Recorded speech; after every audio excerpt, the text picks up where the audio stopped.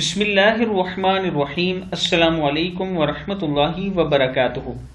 عابد راجہ channel کی طرف سے آج میں اپنے دوستوں کو رسول اللہ صلی اللہ علیہ وآلہ وسلم کا ایک بہت ہی پیارا فرمان بتاؤں گا۔ اس سے پہلے میں اپنے تمام دوستوں سے گزارش کروں گا کہ اس ویڈیو کو آپ نے آگے ضرور شیئر کرنا ہے۔ تو شروع کرتے ہیں۔ بسم اللہ الرحمن الرحیم۔ نبی اکرم صلی اللہ علیہ وآلہ وسلم نے ایک دفعہ صحابہ سے فرمایا، جانتے ہو بد نصیب کون ہے؟ صحابہ نے عرض کی، اللہ اور اللہ کا رسول صلی اللہ علیہ وآلہ وسلم ہی خوب جانتے ہیں۔